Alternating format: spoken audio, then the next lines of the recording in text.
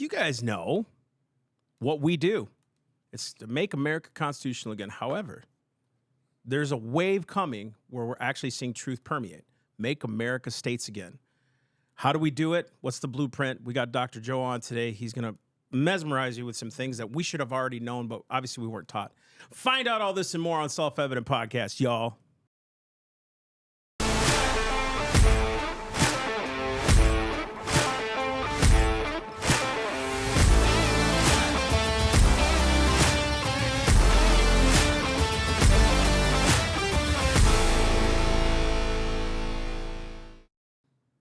Hola, mi amigos. What's up? You got Mike.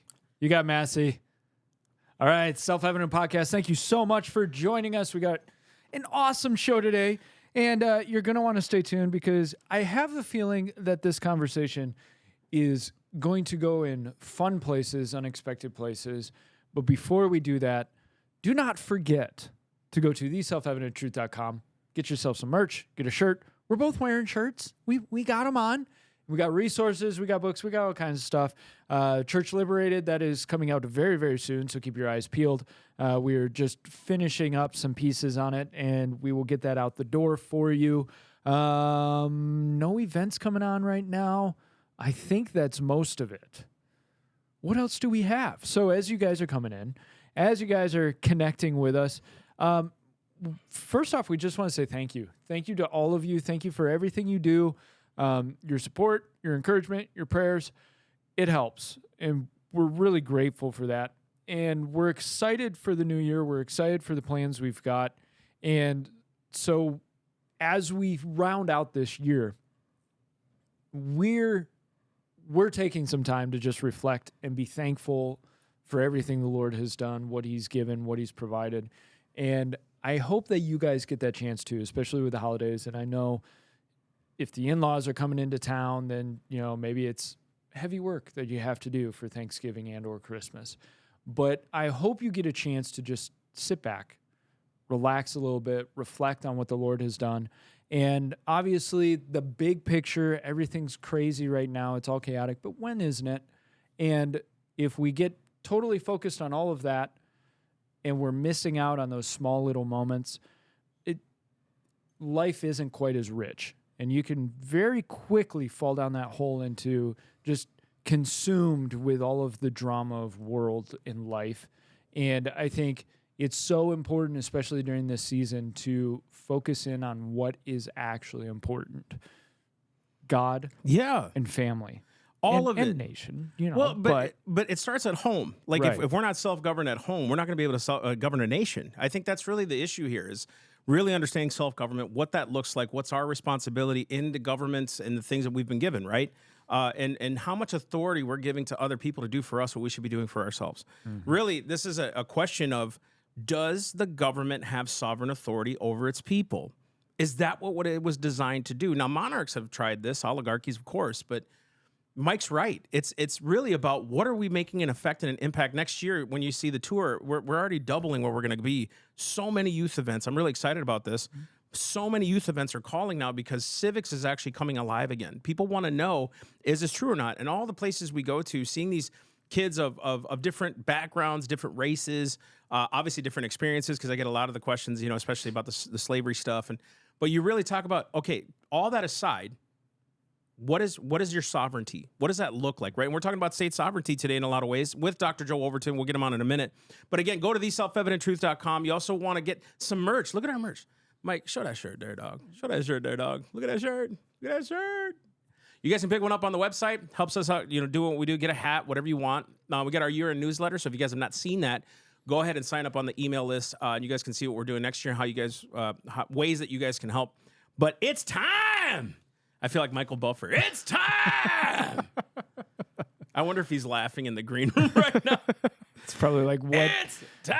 What Bush League show did I get myself invested in? What the heck is this? I just want to say first, I respect people who have invested the time to learn and to really come out with the pure heart and say, we can change this, but not by authority, not by force. It literally has to be an inculcation of the mind and heart. John Adams talked about that. So I'm going to introduce to you Dr. Joe Wolverton. He's a constitutional law scholar, an author, and an educator.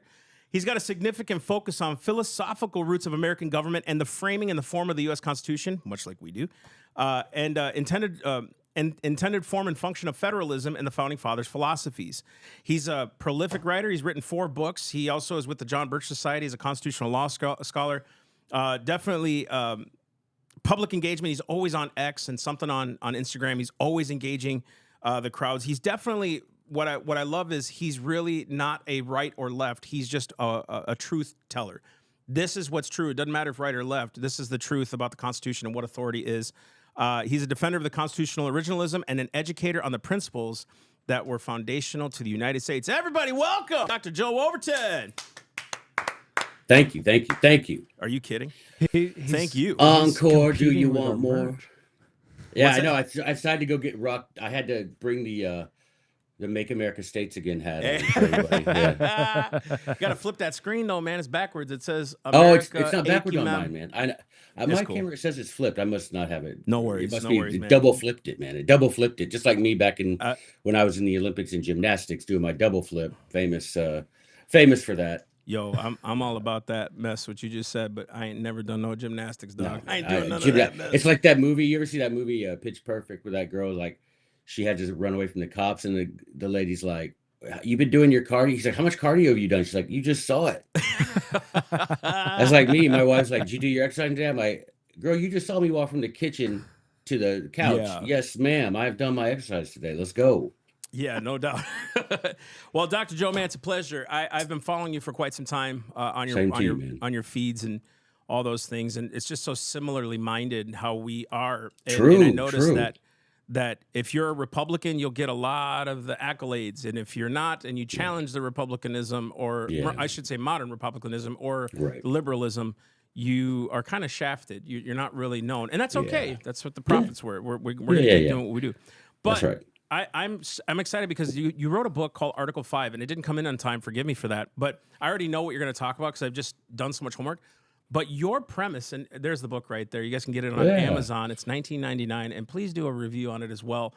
It's a really, I'm excited for this topic because to me, interposition is such an important word that's not taught, and it's actually shied away from any kind of political circle. You don't really hear about it. Maybe a few talk about it up there.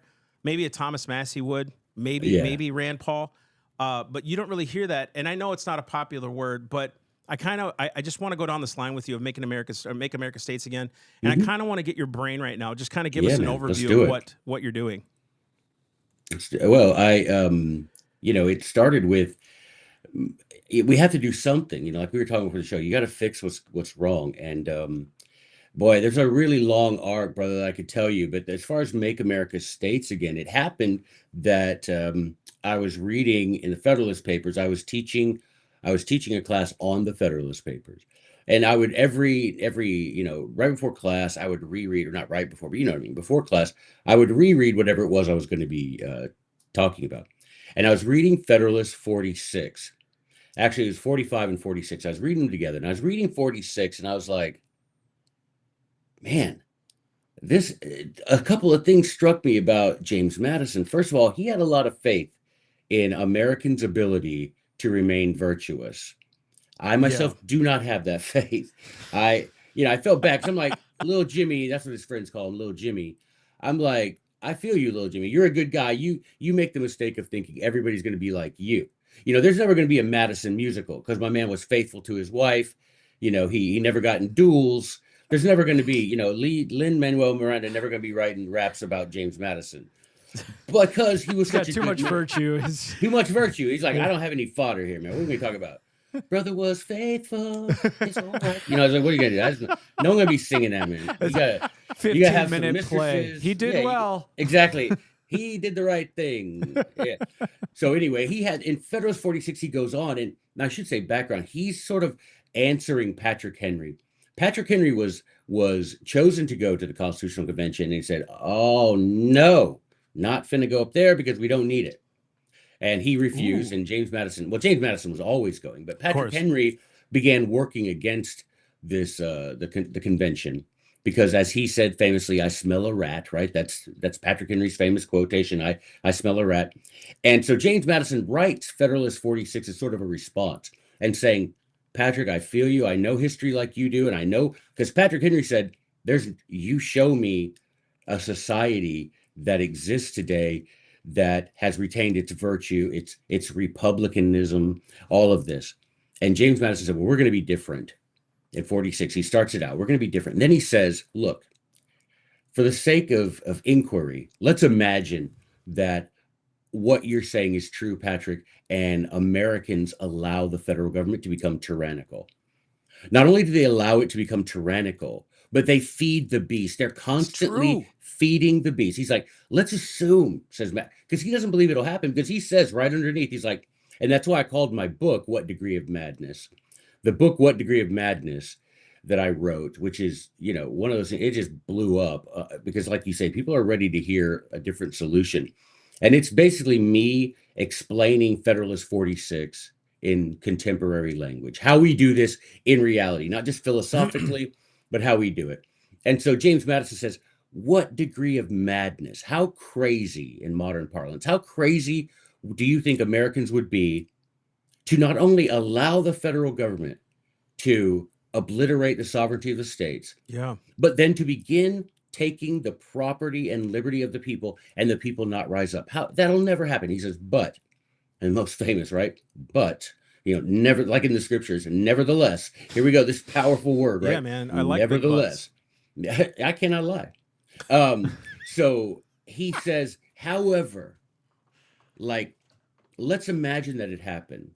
He's like, here are 6 things that, although they will never happen, will be indicative that the American people are headed straight for absolute enslavement, that they cannot sustain liberty. Those 6 things, just spoiler alert, I won't go through all of them. We blew through those things. Easily blew through. I mean, we just blew right past them. Yeah, right? aren't we practicing some like 25 of the 27 injuries now? Oh, my in the goodness. Declaration? Oh, you put the Declaration. Oh, absolutely. I wrote an article about that. I'm like, come on. Yeah, we're like, if they had to, I mean, seriously, if they had lived, we would think that we today in 2024 would think that living under the government under King George, we would think we were the freest people on earth. We'd be like, good night. This is awesome. What happened? Yeah, we fought a war. Why did you fight a war? This is great. To us, we'd be like, this is a great government. Why are we fighting? But anyway. Yeah, what's wrong? So Madison,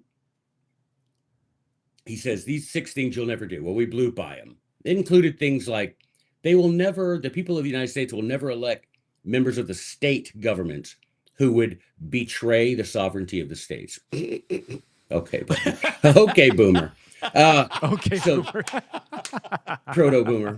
And oh no. And then we have, they would never allow a what did he call it? Expansive military complex to be established in this country. They would never allow the state militias to be subsumed into a federal force, a consolidated force. They would never allow they would never elect men to federal office who would betray their oath of office. I mean, one after another of these things we blew right through. And then Madison, being Madison, because my man, I mean, he was the smartest man in the room, no matter what room he was in, period. And so Madison says, these 6 things Americans will never do. Then he says again, however, let's assume they do. Yeah. Let's walk down this road together and let's say you wake up in a dystopian America where all of this has happened. And he says, here's how you can undo it. And that, when I read that, because I used to read it philosophically, but then I was reading it for that class, and the Lord, seriously was the Lord, put that on me to say, hey, pay attention to this. You're constantly pointing out the problems, but Mr. Madison has given you a solution. And I'm like, dang, it's true. And so then I started to particularly highlight the solutions. That's awesome. And that's what I did in the book. So I took the book, the first half of the book, I said, here's the problems that Mr. Madison presented that we blew right through. But here are the solutions that he said are ready and at hand.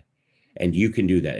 And we still have all the solutions. We're not bereft of any of the weapons that he identified in the arsenal of Americans. We still have all these weapons. It's just a matter of can we use them? Are we ready to use them? Do Do you we think? know how to use them? Yeah, I was going to say, do you think though too? It has a lot to do with, yes, we have them, but people operate out of a place. I'm going to go on a trail, and then I'll bring it back. But Come on. people today operate out of a place of, thank you, we need to elect this guy because then I'll have my rights back. Whereas our Hmm. founders said our rights have existed, we're not giving them up. You violated them. They operated from a place of, I'm already free. What are you talking about? You know what I mean? So Yeah. they didn't give themselves room to say someone took away my rights. You understand? It was like, does that make sense? What my Yeah. question or No, yeah. my theory? It's Yeah, like absolutely. when I read this, like going through Federalist 46, he even said, "Let a regular army full of equal resources of the country be formed, and let it be entirely the devotion of the federal government." Still, it would not be going too far to say that There the you state go. governments with the people on their side would be able to repel the danger. There you go. But He said, we're not like Europe. He said, in yeah, Europe, the people have been pretty much disarmed, or they are way outgunned by the military. He said, in America, the men of the states, the men of the several states are all armed. We just got finished with a war. All the men ages 14 to, 65 are all armed, and they way outnumber the federal force, and they are defending their property, their home, their family. There's no way a federal force could overrun them, he says. And we're still armed. We still outnumber the army. The problem is we've been taught that it's not right to form militias, that militias are some sort of crackpot right wing thing that you do, if you're not well in the head. But and that blows my mind because the Second Amendment. Let me put it. I know that my screen is flipped, but my first thing I did when I got hired by the John Birch Society was we made new pocket constitutions. Now you can get these at shopjbs.org, and it's the Declaration and the Constitution. And I wrote a little intro to it, and it's in there. And this was the only pocket constitution that has the actual name of the document on the cover. Everyone else says the Constitution of the United States.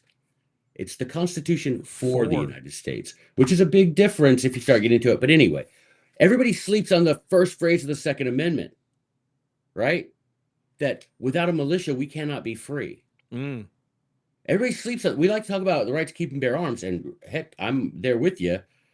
But what about that militia? Without the militias, we can't be free. Yeah. Being Well, necessary. Yeah. here we are. It's necessary to remain free to have these militias. And so Madison laid it out. Man, first of all, you've got armed people. You've got the ability, he says, to coordinate, to communicate, right? Communicate with like-minded people. Let people know. It, as the good book says, it becomes every man who has been warned to warn his neighbor. That's right. Right. And I think that's a big deal. It's like when you know something, and this actually, I got so tired of hearing people that I would teach this class to say, you should write this down. You should write a book. So finally I just did, because they're like, you can sell this book and people can learn, and you can actually have a chance to make a difference. Because guys, I mean, when it comes down to it, and my heart, and people that know me know the number one thing for me is, as James Madison, who is my personal hero, James Madison said, right? He graduated from Princeton, graduated in 2 years, a 4-year degree in 2 years, right? Didn't skip any classes, didn't skip any exams, did 4 years in 2 years. He got finished, and his friend Billy wrote him and said, hey man, what are you going to do? You could be anything. He's like, James, your whole life, man. Or he actually did call him Jimmy. He's like, Jimmy, your whole life is in front of you, brother. And James Madison, in his typical way, now this is we're talking a 19-year-old James Madison, 20-year-old James Madison. He writes, yeah, I guess I could do a lot of things. Law, I could go into the clergy, because he had family heavy into the clergy. He was named after a member of his family that was in the clergy, the Reverend James Madison. Actually, his dad was named after the Reverend. James was named after his dad. But anyway, he said, I could do any of these things. He said, but the thing that matters, Billy, is that no matter what I do, I make sure that my name is etched in the annals of heaven. Because nothing I do on earth will matter if my name gets erased from the book of life. Wow. And that is the kind of guy that I want to be. No matter what I do, no matter what happens, so long as, we recognize the only king is Christ. And as long as we recognize that we are brothers and sisters and we can help each other and carry out the Great Commission, but also the two great commandments, And that's my whole thing. And all of this political stuff, to me, and may sound a little trite, a little cheesy to people, but for me, my goal is when Jesus sets his foot on this country, he sets his foot on a free country. Mm-hmm. I Same. want him to get here, and it's like that verse in Acts where he says, Jesus finally found a place where he could lay his head and rest. That's right. Yep. I want Same. my house to be. I want my house to be a place where he doesn't have to come in and be like, "All right, man, let me square you away." I want him to come in and be like, "Hey, Same, you know dude. what? I'm comfortable here. Let me take a little rest. I've been up to, been wielding my, the fateful lightning of my terrible swift sword for a while. Been trampling out some vintage. I need to rest a little bit, Joey. Can I catch a couple Z's in your house?" I'm like, "Yes, Savior, you can rest here." That's my whole goal. And so with the Make America States again, it just, I mean, guys, it just occurred to me that I was like, this really can work. Like, this Mm-hmm. isn't just some philosophy. My man lays it out. And I know it's in like 18th century language. So that's why I put it like in contemporary language. I said, all right, let me explain to people what it means to have repugnance. Because that's one of the first things he says. There needs to be repugnance of the people. Well, today we use words meaning different things. Like, I don't know, are y'all King James guys? What are you when we're talking Bible editions? What are we looking at? Man, I grew up King James, memorized a lot of the King James. I'm NASB, King James. Okay. Sometimes I use a little of the NLT. It's more A of a little bit. devotional. Yeah, yeah, yeah. Well, like in King James, you read King James, and I think y'all might have saw the other day. I always encourage people to study their ancestors so they know the noble people, the good people. And I think on Instagram, I put how my 11th great grandfather was one of the translators of the King James Bible, and so I grew up King James as well. And you know how some of the words that they use in the early 1600s don't quite mean the same today, Right. right? They don't quite mean the same thing. And so that's the same with 18th century English. When James Madison's writing this, repugnant to him had a different meaning, right? And so what I did is I'm going to say, okay, let's define this.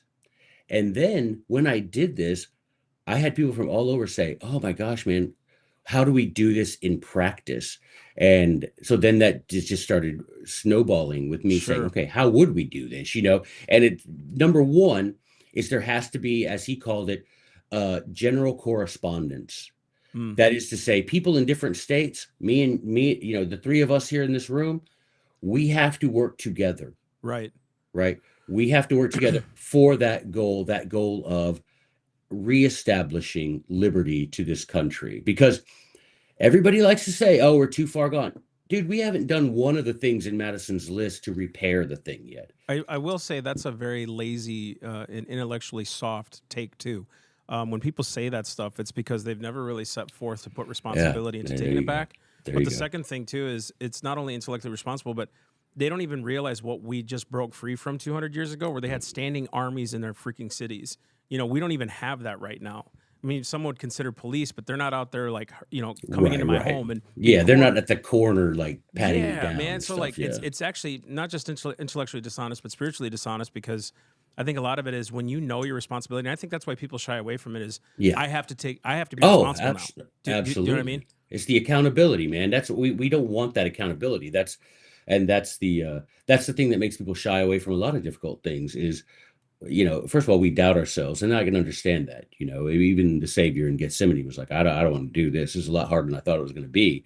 Uh, Praise though that he saw it Yeah. through and everything. Put his But flesh even down. Yeah. yeah, we have the example of our Savior. He's like, "Ooh, this is a lot more than I thought." So it's okay to feel that about yourself, but then you just push through. You ask him for help and you push through, and you can do that. And we all can do it. It's just a matter of, as Shakespeare said, screw your courage to the sticking point.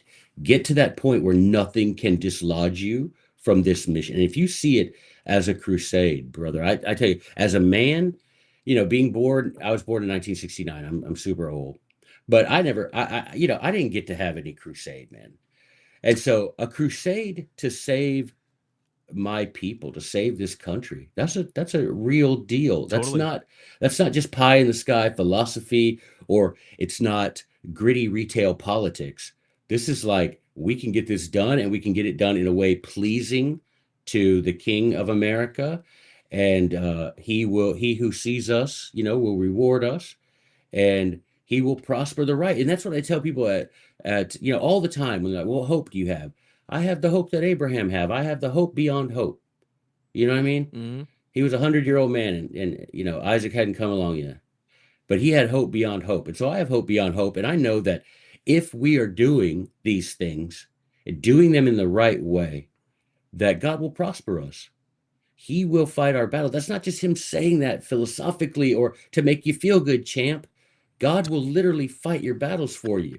You know, yeah. I mean, you know what I'm saying. He's not Go like ahead. your t-ball instructor. He's like, you don't run to third base next time, buddy. Run this other way. You know, that kind of thing. And so So I really believe that. what's let's lay this out, and then we'll go through each point a little bit deeper. So Yeah, sure. how would you turn it around? What does Madison lay out for us as kind of that step by step of like, okay, you've hit all of these points that are insane. This will never happen. Right. Crazy world. Oh crap! But you're in case there. it does, But yeah. But if it break in does, case of yeah, emergency. What's there you go. Perfect. what's Oh, the dang it. I should tool have made set? that the cover of the book, dude. What? That is Break in case of brilliant. Break in emergency. case of emergency. That'd be, and have like a little picture of a constitution inside the case. Heck yeah. Dude, trademark. Don't steal that from me, boys. No, I'm I'm just gonna put that on a shirt. for real though. Oh, dude. See, this is the problem. You get This good is what we're people here like you. for. That's what we're here for, to make each other billionaires and Capitalism. Yes. capitalism, baby, the free market. So, well, first thing he said is, you've got to open up communication. You've got to identify other people in the other states who feel likewise, because you want to make sure it's not just you and it's not just something particular to your area, or you want to make sure that this really is something tyrannical. Really is the federal government going habitually beyond the boundaries of its authority. So open up lines of communication. So, at the time of the War for Independence, they had the committees of safety, the committees of correspondence. I believe, my own belief is that the John Birch Society has that. We have these chapters all over the country, and if we were working them the right way, they could be these committees of correspondence and committees of safety. So his first thing is, you got to start talking to people. And we live, guys, in a time where, Instagram, X, we can communicate quickly. We can communicate, anything we want to communicate, and we can find people who feel like we do, who believe like we do. Yeah. So the first thing is we got to communicate with other people. And the second thing he said, we've got to sound general signals of alarm. Basically, that's a way of saying we got to tell people what's wrong. Because a lot of people, like you said at the opening, they're involuntarily ignorant. They've been taught wrong, as I was taught wrong in school. Caveat Yeah. Caveat to that. I've been studying on. I was just talking to Mike about this earlier. That whole Hosea 4:6, my people are destroyed for the lack of knowledge. King Ooh. James. Oh, But he actually says right after that, because you have rejected knowledge, I've rejected you, my priest. He wasn't saying it to the people; he was saying to the priests.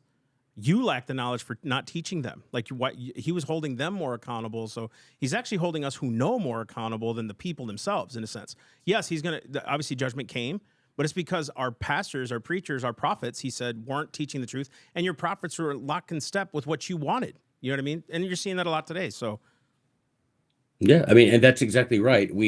There are most of our people, and this is what I find, and does give me that hope, is I can't count the number of people that I have been able to contact through TikTok, Instagram, and Facebook and X, who are like, I've never heard this stuff before. I know. This is so strange to me. Where did you get that?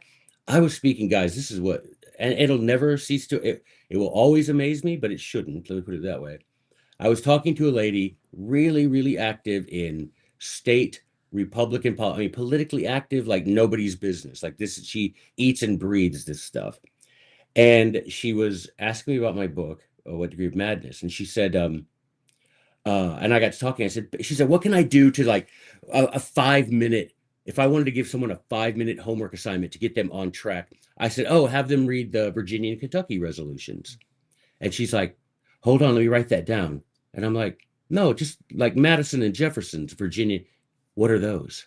Oof. This lady was in her 70s and was politically active, had never heard of it. Right. I said, well, first assignment is you got to read them yourself, because you can't preach what you don't know.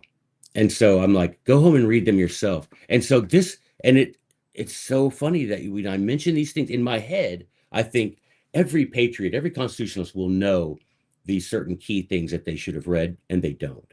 So the general signal of alarm to me is quit thinking that everybody knows this stuff, right? And get this stuff out there.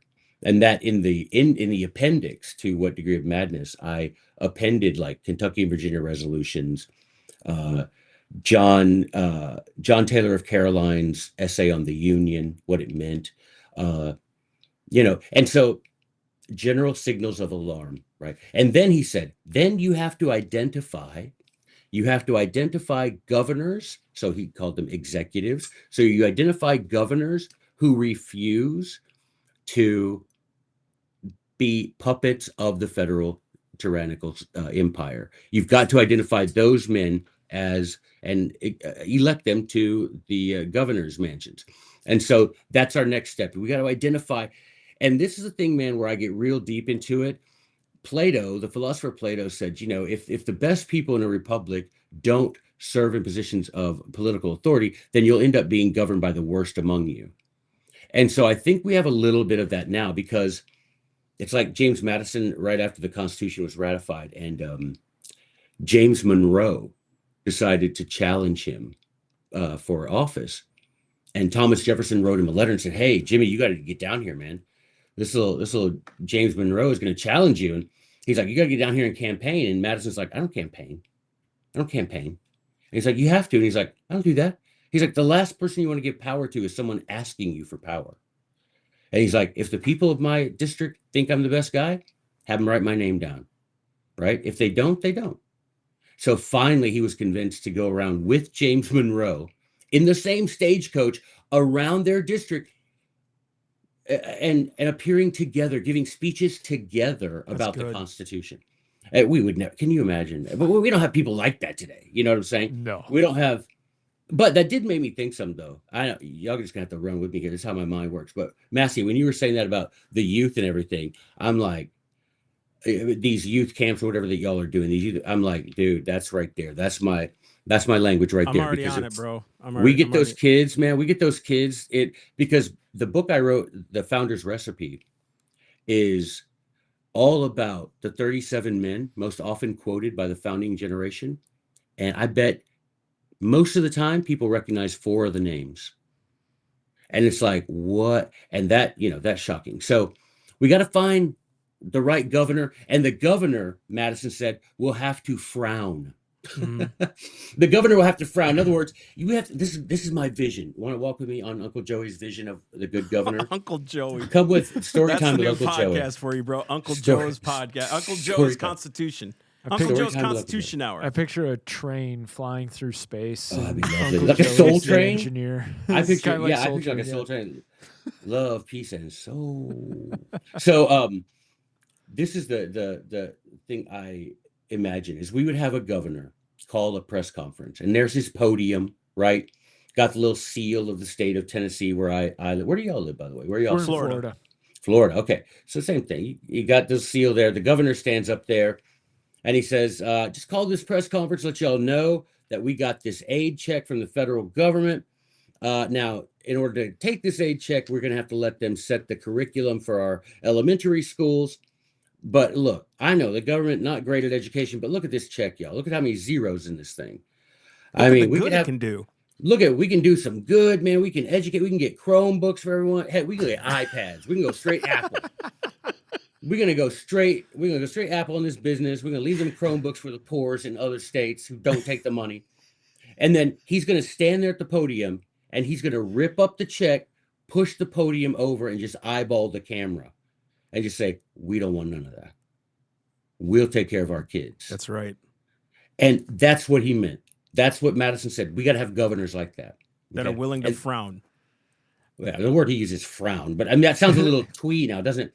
The governor's got to get up there. No. I just keep thinking about, like I said, I remember as King James, but like even like 1 Corinthians 16. That's right. Yeah. He said, stand on guard, stand on guard, be on guard, stand firm, quit you like men. The word quit today means something completely different than back Precisely. then. Oh, look at that. All those, like when you say frown, I know what you're saying because I read these things all the time. I'm like, I know what he's saying. You know what I mean? You got to frown. The next thing we got to do, he said, we got to let state legislators who will use every legislative weapon that they have to prevent the unconstitutional act from being enforced on the people. Now, here, the governors and the state legislature, now, the communicating with each other, that's on us. We've dropped that ball big style. But we could pick it up easy, right? We could easily do that. Electing governors that will frown, electing state legislators that will use every legislative and he says the word, to embarrass the federal government. The state legislators should use their sovereign political legislative authority to embarrass the federal government's attempts to impose tyranny. Now, can you imagine that? You have the Senate and House of, the state legislature of Tennessee pass a bill doing nothing more, saying nothing more than, here is the laundry list of unconstitutional things that DC tried to impose on us. This is all unconstitutional. Everyone who voted for these things in DC put their hand on the Bible and swore to God to preserve, protect, and defend the Constitution. They are now blasphemers and they are now traitors. And in Tennessee, we will treat them as such. Come on. Can you imagine? Just the shockwave that would send. Yeah, exactly. The shockwave. Just even people on the left be like, what did that Yahoo just say? Well, did he just call them blasphemers? When we've seen states step up against the federal government looks like they've got egg on their face, Oh, yeah. and you could just picture kind of a 5-year-old temper tantrum of, Yep. You're not going to listen to me. And that's how they act about it. Exactly. And I know we've talked about repeatedly of, people, well, how can states stand up against the federal government? Stop being blackmailed with your own money, because what they'll do is they'll take your money and then they'll offer it back to you. And they say, now you can take this check. However, you're going to have to play ball with us. And you need those governors that are willing to, like you said, rip up that check and then point the finger back and say, no, I'm not doing what you're trying to get me to do, and I'm going to do what you're telling me I can't do. Truth. Because I'm being constitutional. You're not. And having those governors and state legislatures who are willing to take that bluster and that 100. heat from the There you federal go. government. There you go. And plus that gives morale for the people.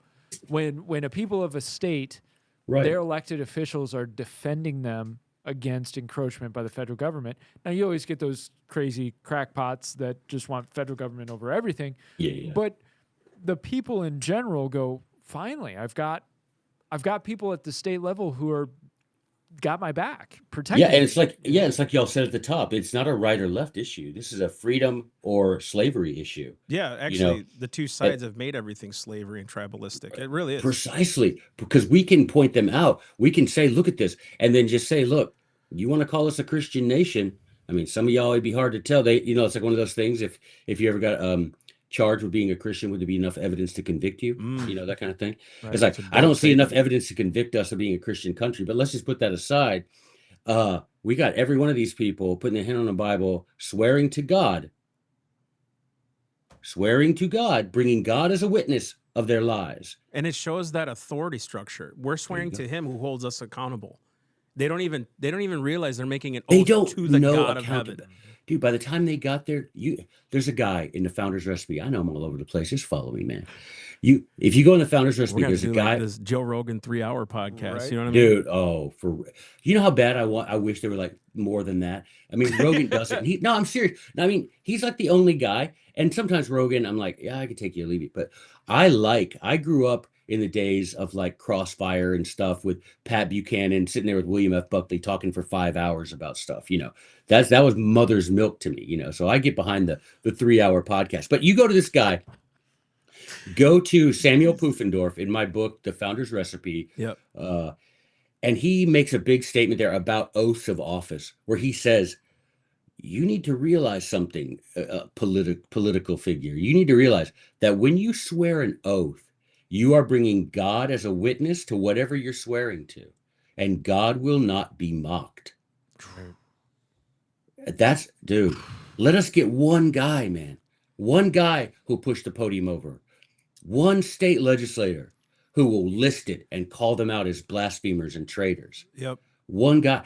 And so this is also at hand. Now, Madison says we must all refuse to cooperate with federal overreach. Now, man, come on now. I'm just saying we I like all it. must refuse to cooperate.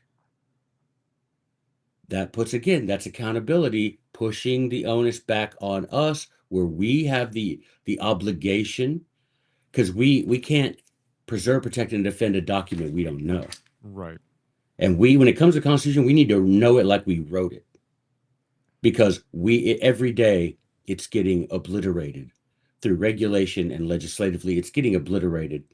And not only that, we in our day, unlike our fathers in 1776, in our day, we're not just fighting a war, right? A political war. We're fighting a spiritual war. That's Fortunately for exactly what it them, is. they weren't fighting a spiritual war then, because people pretty much had it locked down. But we are fighting a war on two fronts: a physical political war, and a spiritual war for the salvation of the soul of this country. And so we've got to really have these things on lock. And man, let me tell you something. I think it was you, Massey, who said at the top about, y'all were talking about, you can't, you got to find a man who can govern his family, that kind of thing. Yeah, You got to self-government. have Yeah. that in that Founder's Recipe book under Hugo Grotius, who wrote a commentary on the Bible in Latin. If y'all read Latin, you need to get on. It's available like on archive.org. Hugo Grotius commentary on the Bible in Latin, but blow your mind. But anyway, Hugo Grotius said, if a man cannot govern a country if he cannot govern a city. He can't govern a city unless he can govern his home, and he cannot govern his home unless he can govern himself. That's the standard that we have to apply to these people. That's What does biblical. it's totally biblical. Oh, totally biblical. Can what does it say? Is it Timothy where it says about the bishop, Yep, right? about the bishops. Yeah, Yeah, you you nailed go. it. Yeah. And so we have to have that. We have to have that approach to our elected officials. Okay, Let's look at how he governs his family, how he governs himself. I mean, it's a thing that I really do think, being American, we received the lion's share of blessings when it came down to it, man. We were blessed to be born here. God chose us for that. He knows what does it say? He knows the measure of the habitations of his people. He sent us here. And I think we'll be sitting down one day with the Savior face to face, just two people in that room, you and the Lord, and he's going to say, look, man, here's the long laundry list of advantages I gave you when I sent you down there. Let's see what you did with those yeah. advantages. What did you do? And Mike and I talk about this frequently, Mike, and I kind of want you to comment on this. That it's really hard when when we do a podcast on, just going with the name here, Robert Morris, bam. Oh, there you Like go. the views shoot up. Yeah. You talk about make America states. Oh, we got to be responsible. Dang, I'll watch it later. You know what I mean? And I know you kind of have trouble with that because he has another group called The Forge, and he does things for making men again. That's kind of his Oh, nice. Oh, I like bailiwick. that. Yeah, Who does that? Who's Mike that? here. Mike Oh, does. wow, Mike. Yeah. Good So job, buddy. Yeah. he's kind of, he speaks with us too, but like he does his own. But his you. contention is self-government, and it's really what the premise of your book and all the work studies. It's self-government. I know, like for you, it's a big issue, but what do we do, Mike, in a society? And I want you to kind of chime in too. But like in a society what are our choices, right? Like we're trying to get it back, but Right. And I think part of the big problem on all of this is how easy it is to put the blame and responsibility on somebody else, right? And Massey and I we've kicked some hornets' nests, and we were talking before That's to say it. before we went live about Trump and all of that, and there's ingrained in so many human beings this need for a savior. Obviously, Christ is our savior, but there is individual responsibility that is vital to this whole process, and I think I think there were blessings through the whole COVID thing. And I think one of the COVID blessings was that people started to wake back up of like, oh, wait, I have to actually take charge in my own life. I have to actually be responsible for stuff. I can't just place all responsibility on the federal government and they're going to take care of me, because someday they may actually be my enemy. And There you go. and so I think as people are waking up to this concept of they may not be on their way to help you. You may have to take care of yourself. How do you do that? And I think that's such a major step in this whole process is the culture, the society of America having this renaissance of what it means to be a rugged individualist in America.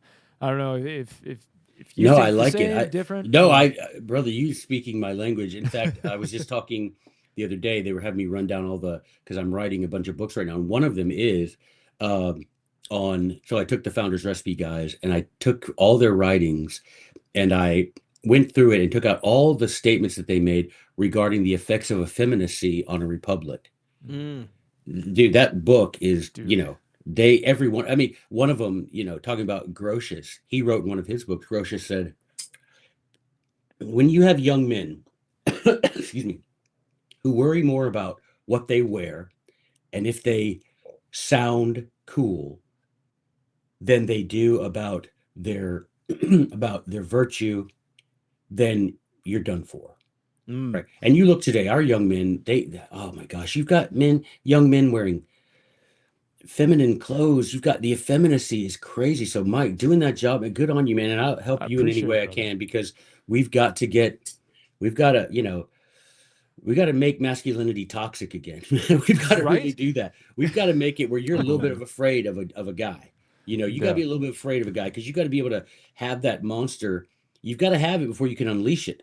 And that's what I think about so many of the people that would be patriots that want to, they're always talking about rah, rah, let's go topple the government. I'm like, brother, I don't know that you could topple your mayor, and you don't have like a mayor, with an army and a drone. I'm like, we got to get squared away. So you got to wipe the Cheeto dust off your fingers before you can, do a little bit of that. Yeah, take on a government. A little mo cardio, right? Yeah, we gotta get busy on that. But I think that's really important, and all of them, say that. All of them are talking about effeminacy. There's one by DeVotto. I won't bug you with all these quotations, but there's one by DeVotto, brother, that says something like, the effeminacy of your people is the step right before the enslavement of your people. Yeah. Right. When you've got to, go ahead. I want you to go ahead. Say that. Go ahead. As soon as we get off air, you said you're writing this book? Yeah. I'm writing it right now. Okay. As soon as you're finished, I want a copy. Yeah. Because this is I was actually going to say so beneficial I for me. have quotes about that, because I wanted to see if I could put it in like a class. When I do my classes or talks, I have like slideshows of everything. You know what I mean? Right.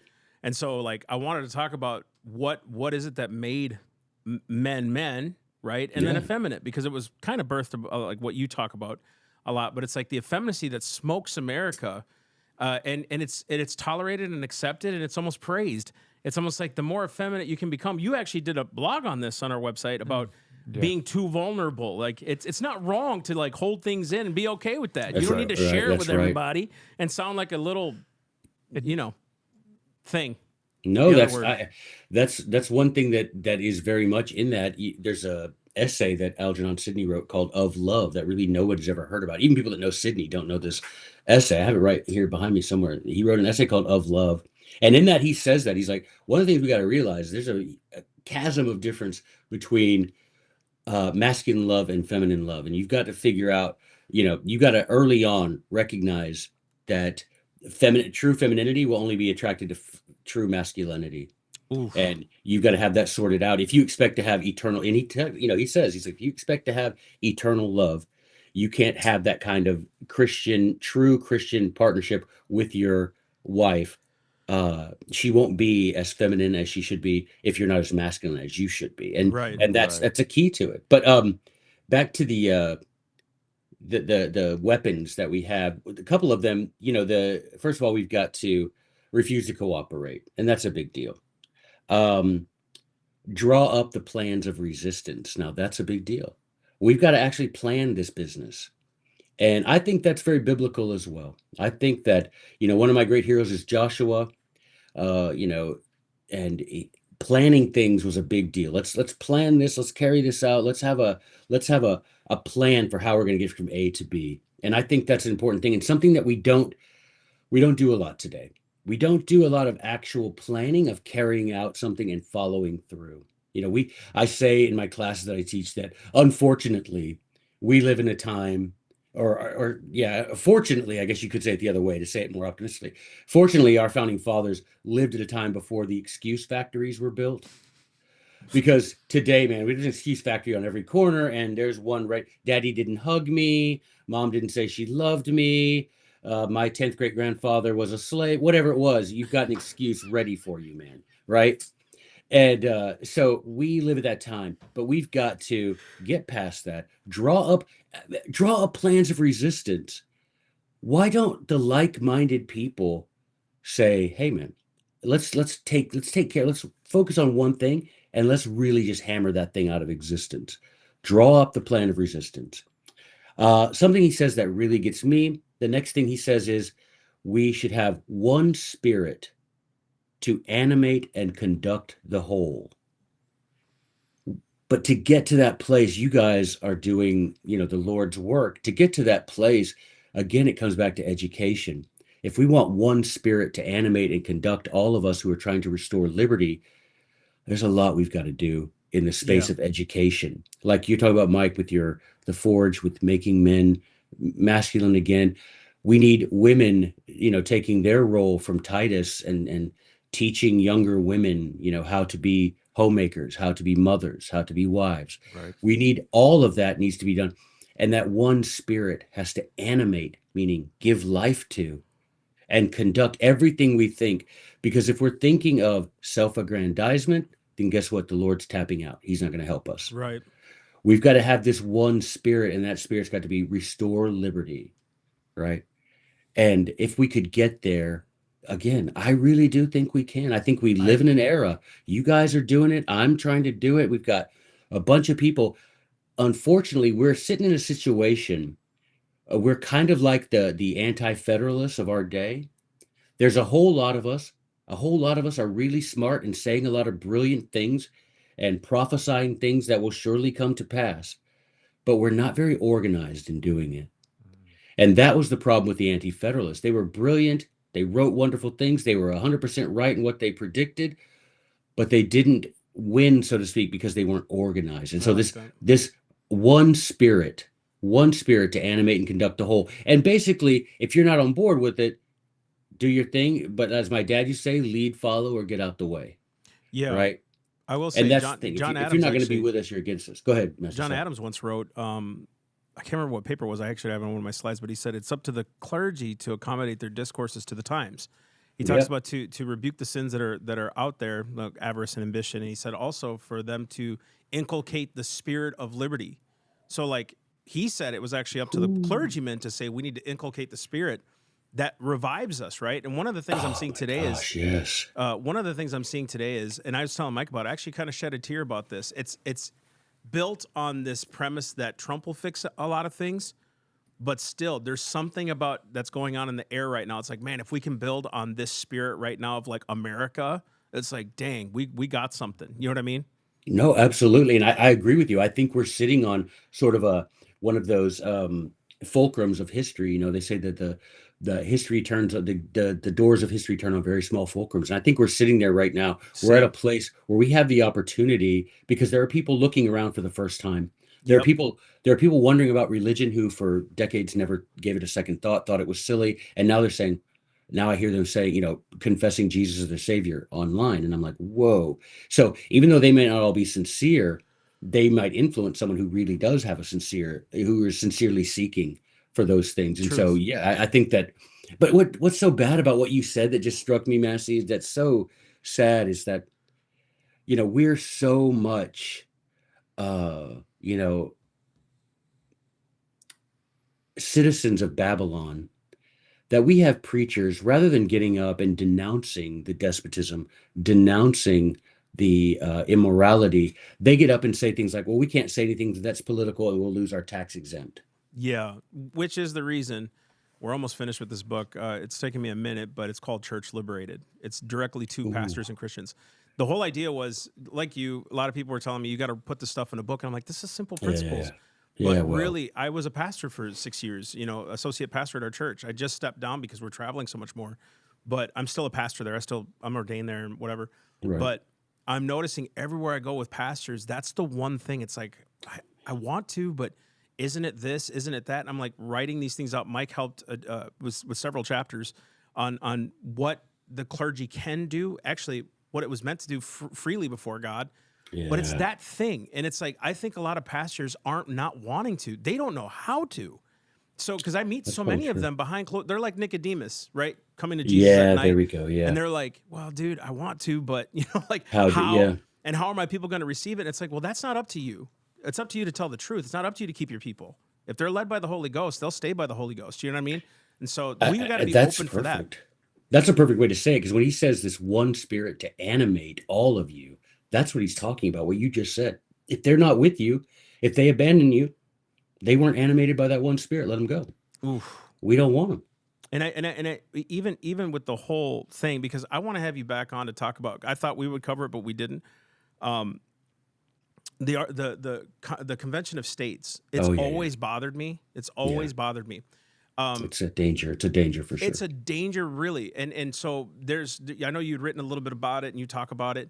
You even kind of poked at the Convention of States people. Like, some people are going to get pissed at me for this, but they don't understand that it's good to have the spirit. I don't want to rebuke them and saying they're wrong.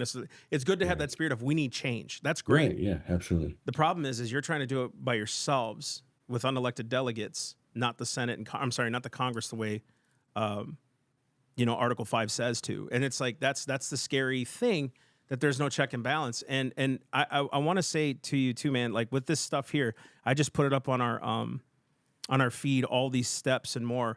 I'd love to talk to you more about how you can, I don't know, like I want to go with you, and I want you to come with us and just go preach, Let's do man. it. Yeah, I'm always looking for people like that. You'd be surprised. Like I said, the excuse factories are cranking out excuses 24 hours a day, 7 days a week. I am literally waste and wear out my life bringing to light hidden things of darkness. That's what I'm doing. Right? Yeah, you're just like 40 years ahead of me in brainium. Nah, I don't know about that, man. Well, no, I mean, because you studied it, right? You I mean, were a that's teacher. You know these things. I don't look at us down. I'm not downplaying us. We're just two citizens, a Mexican and a white dude, who are like, we need to figure this out. Hey, And I'm it's part like, Mexican. Not Amen. really, but I live there, and so I speak. Everybody always, I speak adopted. fluent Spanish, so everybody's like, But "No, nobody, you're half Mexican." yeah, nobody taught me this stuff, bro. Like it bothered me. I got a video from America's Original Intent from Dave Barton, VHS, years ago. And that's what spurred me onto this stuff. I'm like, wait a minute. I didn't know. And so, being Hispanic, my parents are immigrants. Nobody taught me this, Nice. And so now I'm like, the older I get, the more I'm like freedom and liberty and sovereignty. Yeah, and there's got to be a balance of where men are moral, because what did John Adams say? Our Constitution was only made for moral religious people. And the biggest issue we're facing is we're not a moral people trying to do constitutional liberty-minded things.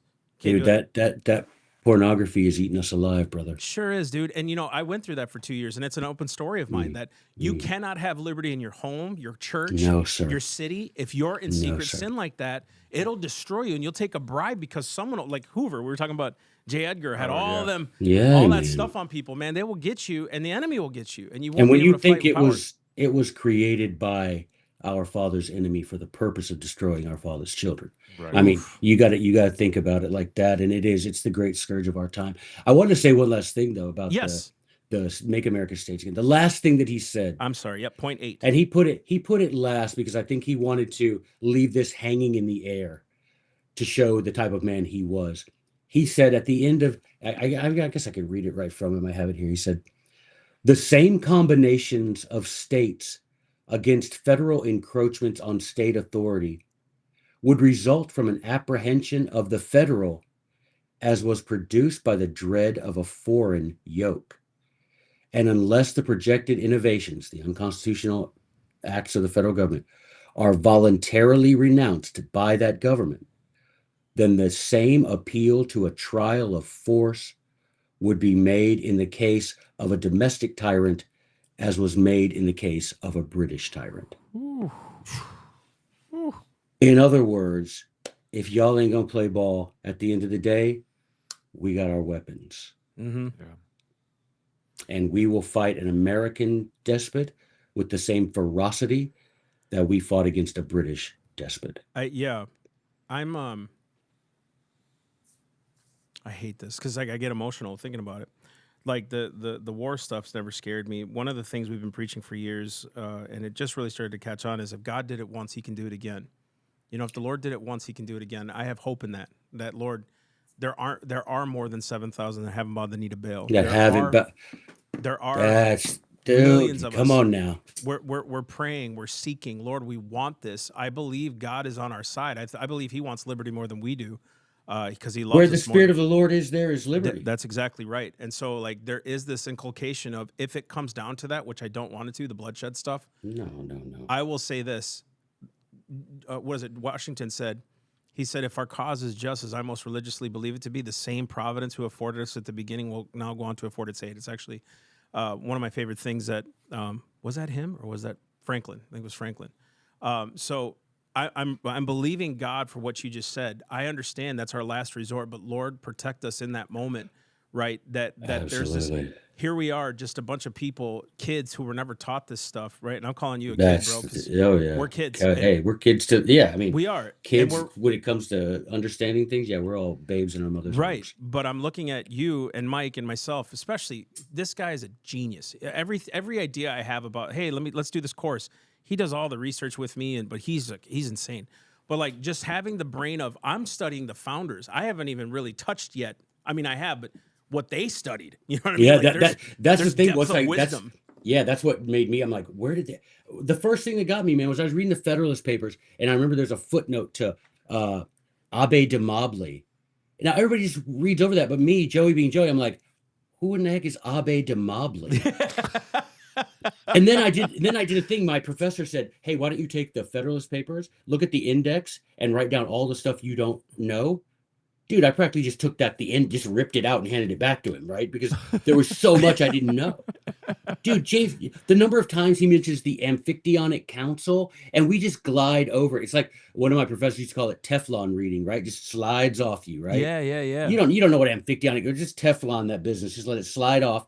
And so that's what got me to the founder's recipe. Was I'm like, who are these people that they keep talking about? And then when you find out nobody knows, even my American history professor was like, I've never heard that name before. Yeah. And you're like, dude, if we want to do what they did, we got to read what they read. That's where I think too, the church as a whole, and Yeah, this is in no way a rebuke. It's a challenge. It's not a rebuke. It's a challenge. That's a good way to put it. Because rebukes come very easy these days. People yell and scream. Ain't But that dude, true, man? a challenge is more important. That if you don't know your word, you don't have the weapons of warfare. Same thing with our Constitution. Same thing with the founders and what they read. If we don't know it, we can't fight. It's just at this point, you talked about it earlier. We operate from a place of defeat instead of a place of victory. Yes. God already gave me my rights. God already gave me the authority and power. I'm already sovereign because of Him. I don't care what you say. And that there's something about that resistance to tyranny is obedience to God thing that Knox said. That's the real deal, bro. It's in our hearts. It's in our DNA. That's why people love justice. It's in our DNA. There's something God put in me that's real and righteous. And I want to say thank you, man, for what you do. Hey, And right back at you. You guys really just made my day. I love talking to people that can talk, that can talk these kind of things without having to hedge yourself in. Don't get religious or don't get the. It's always like one or the other, man. You guys bring it all together, and I love it, man. I love it so much. Appreciate y'all. And I just, as a matter of fact, just emailed you, Massey. Mike, I didn't have your email contact, but I emailed you, Massey, the presentation, the keynote presentation I do on Make America States Again. So maybe you can find some good stuff in that where I listed out there. I'm excited, man. I actually have a class that I'm doing this year on state authority for civics. When I go to the kids, though, there's some other things I'm going to probably pick your brain on, too, just kind of give me some, if I'm on the right track. But go ahead, Mike. You were going to say something. I'm sorry, bro. No, I was just going to say that we appreciate talking to you as well. It's because we get that too. Oh, you should swing more this way, or you should swing more that way. And sometimes it's just fun to let the doors open and start talking about it. Because just open the kimono, Mike. We're just going to talk about it the way that we see it. And guess what? Each aspect is important, especially the spiritual. Well, particularly when you're, when you talk about the spirit will, is the teacher. The spirit will teach all things that we need to know. And sitting here, sitting here, I've been taking notes because you guys have taught me things that I want to, think about. So I'm like, Amen. yeah, we're all, if we're in tune with that spirit, he will use us as an instrument for the will of God. And I think that that's important to always be aware of, man. And you Amen. guys do, and I'm expecting y'all to contact me so we can go around and get some Oh, buddy. presentations out there, do some Heck yeah. stuff, man. Buddy, listen, Yeah. I'm already thinking, okay, All how right, can we man. do this? But I will say, why don't you have your Article 5 on Audible, bro? That's like my thing right now. Oh, that's funny because just a couple days ago, the guy was like, "Okay, we need to get you," because I have a little studio here, and he's like, let's get What Degree of Madness and Article 5 on Audible." And so, yeah, I'm definitely gonna do that, man. Heck yeah. All I'll right. just read it myself. You should. Dude, Yeah. I appreciate you. We'll have you back on because I think there's so much more to this that we're Yes, not covering sir. yet. Yes, But sir. this is that whole idea of almost like a subsection of our podcast, like the Federalists and the Anti-Federalists. I want to talk Ooh. about them both. And if men are angels, we wouldn't need a government. The Anti-Federalists, if the Federalists were like men aren't angels, we need a government. So there's Mm. this really cool dichotomy that I love about those guys that they Hmm. had. And I think, again, if we can teach people just the basics, they'll understand why we preserve and fight, why we do what we do, and why it's important. And Yeah, so I I'm just right. I've got a new collection of Anti-Federalist papers that I wrote the introduction and a little book called How to Read the Anti-Federalist. That'll be coming out in 2025 that I'm pretty much finished with right what now, but that'll be coming out what in don't you do, 2025. bro? I love it. This guy's Dude, got that's it all. all man, that's all you got to, man. I got to be able to say that I left it all in the field I when got it. when Hey, when the so whistle blows. one quick word. Let's end this. Give a word to our people, to our listeners, to like if there's something you want to leave them with, what would that be? The thing that I always want people to end when I've spoken to them is I want them to two things. Number one, commit themselves to finding men of wisdom and virtue and honor to elect to political office. Do not settle. There are men, virtuous, honorable, wise men among us. And if you don't find them, maybe it's because it's you. So look for those Cool. men. Wise, because Cool. when the wicked rule, the people mourn. And the second thing I would say is none of this is possible without first squaring away your personal virtue. There is no liberty without virtue, and there is no virtue without Christ. So Amen. get yourself squared away with the Lord. And if we all pull in that direction, we'll get this thing done. And someday, we'll hear those words, right? Well done, thou good and faithful Come servant. on. Yeah. Well, brother, I appreciate you. Stay on because I want to talk to you in the green room here. But Yeah. guys, if you've not gone yet to theselfevidenttruth.com, you got to do so. Also go to what is it, jbs.org? JBS.org. Yes, sir. jbs.org, man. There's some really cool stuff on there. I've followed John Birch for a long time, especially as a young preacher, a young speaker. Nice. And I'm so excited, man, to have you on, and we'll have you on again. And Ready I for it. just look forward to brotherhood here. So, Yes, guys, again, go sir. to theselfevidenttruth.com, sign up for our year newsletter. We got some new merch. Look for the Black Friday sale coming up because we got some different stuff out there. And we'll have some new shirts next year. You're going to see a whole new wardrobe coming out, resistance to tyrants, obedience to God, thy kingdom come, thy will be done on earth, all those things. You're going to see some really new, cool things that we have, and then some. So, guys, we're looking forward to next year. We already got almost, we're already so booked up into 2025.